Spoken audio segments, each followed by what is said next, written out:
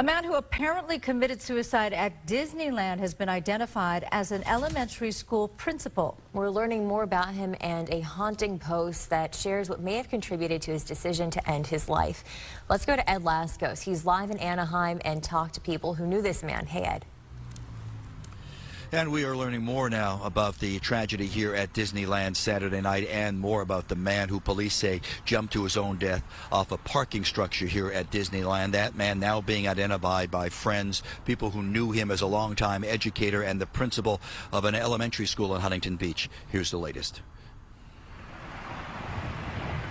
The parking structure at Disneyland where the tragedy unfolded Saturday night.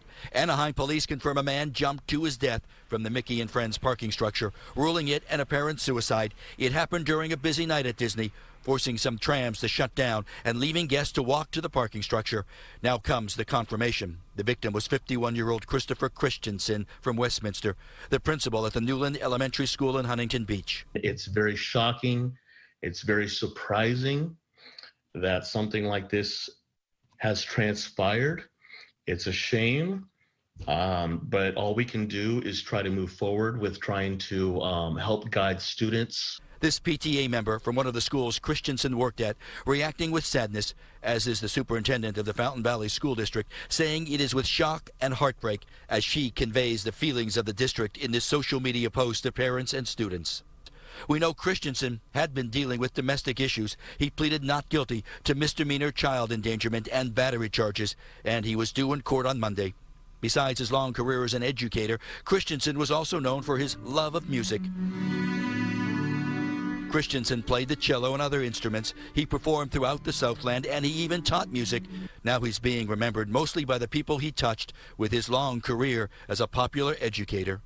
He led by example. He did everything that you would want a leader in education to do for students and for parents.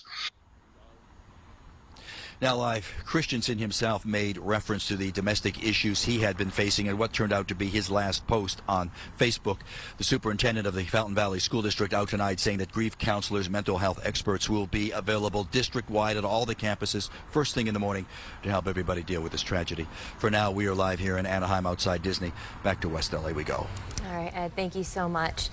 The federal government has set up a National Suicide and Crisis Lifeline. If you're in crisis or emotional distress, you can call 988 24 hours a day, 7 days a week to get in touch with someone who can support you.